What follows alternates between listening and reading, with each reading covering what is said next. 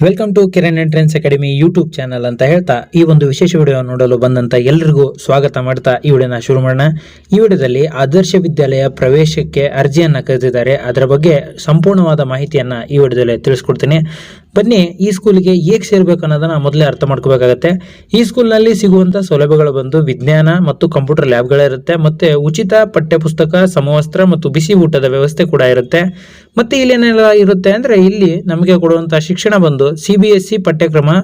ಇದು ಎದಕ್ಕೆ ಹೆಲ್ಪ್ ಆಗುತ್ತಪ್ಪ ಅಂದ್ರೆ, ನೀಟ್ ಮತ್ತು JEE ಓದಂತಹ ಮಕ್ಕಳಿಗೆ ತುಂಬಾ ಹೆಲ್ಪ್ ಆಗುತ್ತೆ. ಮತ್ತು ಇದು ಯಾವ ಮಾಧ್ಯಮದ ಶಿಕ್ಷಣ ಅಂದ್ರೆ, ಆಂಗ್ಲ ಮಾಧ್ಯಮದ ಶಿಕ್ಷಣ ಅಂದ್ರೆ ಇಂಗ್ಲಿಷ್ ಮೀಡಿಯಂ ಸ್ಕೂಲ್ ಆಗಿರುತ್ತೆ. ಇಲ್ಲಿ ಇರುವಂತಹ ಶಿಕ್ಷಕರು ಯಾವ ತರ ಇರ್ತಾರೆ ಅಂದ್ರೆ, ನುರಿತ ಶಿಕ್ಷಕರು ಇರ್ತಾರೆ ಮತ್ತು ಸ್ಮಾರ್ಟ್ ಕ್ಲಾಸ್ ಸೌಲಭ್ಯ ಕೂಡ ಈ ಶಾಲೆಗಳಲ್ಲಿ ನಮಗೆ ಸಿಗುತ್ತೆ. ಇವೆಲ್ಲ ಆಯ್ತು. ಅರ್ಜಿಯನ್ನು ಯಾರೆಲ್ಲ ಸಲ್ಲಿಸಬಹುದು, ಯಾರು ಅರ್ಹರಂತ ನೋಡೋದಾದ್ರೆ, ಅರ್ಹತೆಯಲ್ಲಿ ಮೊದಲಿಗೆ ನಮಗೆ ಏನೇನಪ್ಪ ಗೊತ್ತಿರ್ಬೇಕಂದ್ರೆ, 2025-26ನೇ ಸಾಲಿನಲ್ಲಿ 5ನೇ ತರಗತಿಯಲ್ಲಿ ಓದುತ್ತಿರ್ಬೇಕಾಗತ್ತೆ. ಮತ್ತೇನಪ್ಪ ಅಂದ್ರೆ, ಸರ್ಕಾರಿ ಅಥವಾ ಅನುದಾನಿತ ಅಥವಾ ಮಾನ್ಯತೆ ಪಡೆದ ಖಾಸಗಿ ಶಾಲೆಯಲ್ಲಿ ಓದ್ತಿದ್ರು ಕೂಡ ಮಗು ನಡೆಯುತ್ತೆ. ಮತ್ತೆ ಅರ್ಜಿ ಸಲ್ಲಿಸುವ ತಾಲೂಕಿನಲ್ಲಿ ಅವರೇ ವಾಸವಾಗಿರ್ಬೇಕು. ಒಂದ್ ವೇಳೆ ವಿದ್ಯಾರ್ಥಿ ಬೇರೆ ತಾಲೂಕಿನಿಂದ ಓದುತ್ತಿದ್ರೆ, ಸ್ವಂತ ತಾತ ಅಥವಾ ಸ್ವಂತ ಅಜ್ಜಿ ಮನೆಯಲ್ಲಿದ್ದು ಅವ್ರೇನಾದ್ರೂ ಸ್ಕೂಲಿಗೆ ಹೋಗ್ತಿದ್ರೆ, ಅಲ್ಲಿರುವಂತಹ ವಾಸಸ್ಥಳ ದೃಢೀಕರಣ ಪತ್ರ ಬೇಕು. ಅಂದ್ರೆ ಡೊಮೆಸಿಯಲ್ ಸರ್ಟಿಫಿಕೇಟ್ ಕಡ್ಡಾಯವಾಗಿ ಮಾಡಿಸ್ಬೇಕಾಗತ್ತೆ. ಇವೆಲ್ಲ ಮಾಡಿಸಿದ ನಂತರನೇ ನಾವು ಅರ್ಜಿಯನ್ನ ಹಾಕ್ಬೋದಾಗತ್ತೆ. ಇವೆಲ್ಲ ಆಯ್ತಪ್ಪ. ದಿನಾಂಕಗಳು ಯಾವೆಲ್ಲ ಅನ್ನೋದನ್ನ ನೋಡೋದಾದ್ರೆ, ಮೊದಲಿಗೆ ಪ್ರಮುಖ ದಿನಾಂಕಗಳು ಜನವರಿ 23, 2026ಕ್ಕೆ ಅರ್ಜಿಯನ್ನ ಶುರು ಮಾಡಿದ್ದಾರೆ. ಅಂದ್ರೆ ಅರ್ಜಿ ಹಾಕ್ಲಿಕ್ಕೆ ಪ್ರಾರಂಭಿಸಿದ್ದಾರೆ. ಮತ್ತೆ ಅರ್ಜಿ ಹಾಕುವ ಕೊನೆಯ ದಿನಾಂಕ ಫೆಬ್ರವರಿ 25, 2026. ಅಂದ್ರೆ ತುಂಬಾ ದಿನ ಇದೆ. 25ರ ತನಕ ಕಾಯದೇನೆ ಹಿಂದೆ ಅರ್ಜಿಯನ್ನ ಹಾಕ್ಲಿಕ್ಕೆ ಪ್ರಯತ್ನ ಮಾಡಿ. ಮತ್ತೆ ಪರೀಕ್ಷೆ ದಿನಾಂಕ ಯಾವಾಗಪ್ಪ ಅಂದ್ರೆ, ಮಾರ್ಚ್ 15, 2026ಕ್ಕೆ ಇರುತ್ತೆ. ಅದು ಭಾನುವಾರ ಇರುತ್ತೆ.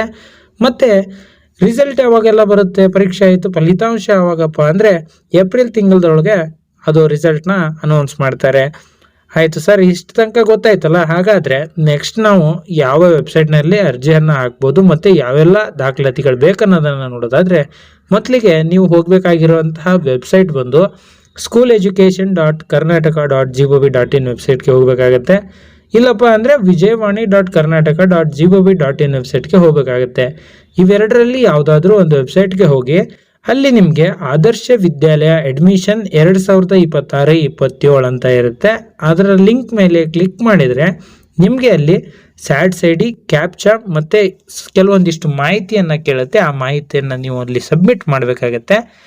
ಆಯಿತು ಸರ್, ಇಷ್ಟು ಗೊತ್ತಾಯಿತು. ನೆಕ್ಸ್ಟ್ ನಮಗೇನು ಗೊತ್ತಿರಬೇಕು, ಏನೆಲ್ಲ ದಾಖಲಾತಿಗಳು ಬೇಕನ್ನೋದೇ ಗೊತ್ತಿಲ್ಲ ಸರ್. ನಾವು ವೆಬ್ಸೈಟ್ಗೆ ಹೋಗಿ ಏನು ಮಾಡೋದಪ್ಪ ಅನ್ನೋದಾದರೆ, ಮೊದಲಿಗೆ ನಮಗೆ ಗೊತ್ತಿರಬೇಕಾಗಿದ್ದು SATS ID ಬಹಳ ಪ್ರಮುಖವಾದದ್ದು. SATS ID ಎಲ್ಲಿ ಸಿಗುತ್ತೆ ಅಂದರೆ, ನಿಮ್ಮ ಮಗು ಓದ್ತಿರೋ ಸ್ಕೂಲ್ನಲ್ಲಿ ಹೆಡ್ ಮಾಸ್ಟರ್ ಇರ್ತಾರಲ್ಲ, ಅವ್ರ ಹತ್ರ ಸಿಗುತ್ತೆ. ಮತ್ತು ಅದರಲ್ಲಿ ಯಾವುದೇ ಮಿಸ್ಟೇಕ್ ಇದ್ದರೂ ನೀವು ಆಗಲೇ ತಕ್ಷಣವೇ ಅವ್ರಿಗೆ ತಿಳಿಸಿ ನಿಮ್ಮ ದಾಖಲಾತಿಗಳನ್ನು ಸರಿಪಡಿಸ್ಕೊಳ್ಬೇಕಾಗತ್ತೆ. ನಂತರ ದಾಖಲಾತಿಗಳಲ್ಲಿ ಮತ್ತು ಬರೋದು SATS ID ಆದ ನಂತರ ಒಂದು ಫೋಟೋ ಬೇಕಾಗುತ್ತೆ. ಮತ್ತು ಆ ಫೋಟೋ ಸೈಜ್ ಕೂಡ ಮೆನ್ಷನ್ ಮಾಡಿದ್ದಾರೆ. ಆ ಸೈಜ್ ಎದಕ್ಕಪ್ಪ ಅಂದರೆ, ಅಪ್ಲೋಡ್ ಮಾಡುವಾಗ 300 KB ಕಡಿಮೆ ಇರಬೇಕಾಗುತ್ತೆ. ಜಾತಿ ಮತ್ತು ಆದಾಯ ಪ್ರಮಾಣ ಪತ್ರ ಬಂದು ಅದರಲ್ಲಿ RD ಸಂಖ್ಯೆ ಇದ್ದರೆ ಸಾಕು. ಜಾತಿ ಮತ್ತು ಆದಾಯದ ವಿಷಯ ಬಂದಾಗ, ಈಗ SC ಅವರಿಗೆ ಮತ್ತೆ ಪ್ರವರ್ಗಗಳಿದೆ, ಅವೆಲ್ಲ ಸರಿಯಾಗಿದೆಯಲ್ಲ ಅಂತ ನೋಡಬೇಕಾಗತ್ತೆ. ಮತ್ತು ಆದಾಯ ಇನ್ಕಮ್ ಡೇಟ್ ಏನಾದರೂ ಮುಗಿದಿದೆ ಅಂತ ಚೆಕ್ ಮಾಡಬೇಕಾಗತ್ತೆ. ಆಧಾರ್ ಕಾರ್ಡ್ ಬೇಕಾಗುತ್ತೆ. ಯಾರ್ಯಾರ್ದಪ್ಪ ಅಂದರೆ ವಿದ್ಯಾರ್ಥಿದು ಮತ್ತು ಅವರ ಪೋಷಕರದ್ದು ಬೇಕು. ಮತ್ತು ಮೊಬೈಲ್ ಸಂಖ್ಯೆ, ಚಾಲ್ತಿಯಲ್ಲಿರುವಂತಹ ಮೊಬೈಲ್ ಸಂಖ್ಯೆ ಇದ್ದರೆ ಸಾಕು. ನೀವು ಯಾವುದೇ ಹಳೆ ಮೊಬೈಲ್ ಸಂಖ್ಯೆಯನ್ನು ನೀಡಿದರೆ ಅದರ ಮೆಸೇಜ್ ಆಗಲಿ, ಅದರ ಒಂದು ಸಂದೇಶಗಳು ನಿಮಗೆ ಬಂದು ತಲುಪಲ್ಲ. ಹಾಗಾದರೆ ನೆಕ್ಸ್ಟ್ ಏನಪ್ಪ, ಅರ್ಜಿ ಹಾಕೋದು ಹೇಗೆ, ಇದೆಲ್ಲ ಗೊತ್ತಾಯ್ತು ನಮಗೆ ದಾಖಲಾತಿ ಅನ್ನೋದಾದರೆ. ಅರ್ಜಿ ಹಾಕುವಾಗ ಮೊದಲಿಗೆ ಮೊಬೈಲ್ ಸಂಖ್ಯೆ ಕೇಳುತ್ತೆ, ಮತ್ತು SATS ನಂಬರ್ನ ಕೇಳುತ್ತೆ.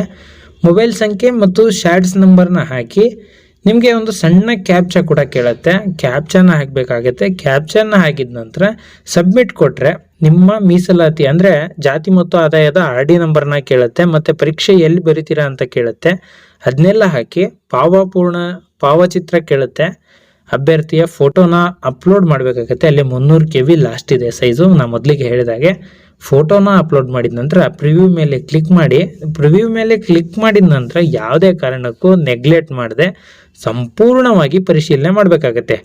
ಮಾಹಿತಿ ಸರಿಯಾಗಿದ್ದರೆ ಮಾತ್ರ ಇನ್ಫಾರ್ಮೇಷನ್ ಈಸ್ ಕರೆಕ್ಟ್ ಅಂತ ಸೆಲೆಕ್ಟ್ ಮಾಡಬೇಕಾಗತ್ತೆ. ಒಂದು ವೇಳೆ ತಪ್ಪಾಗಿದ್ದರೆ ಇನ್ಫಾರ್ಮೇಷನ್ ಈಸ್ ಇನ್ಕರೆಕ್ಟ್ ಅಂತ ಸೆಲೆಕ್ಟ್ ಮಾಡಿ ನೀವು ಶಾಲೆಯಲ್ಲಿ ಹೋಗಿ ಮಾಹಿತಿಯನ್ನು ಸರಿಪಡಿಸಬೇಕಾಗುತ್ತೆ.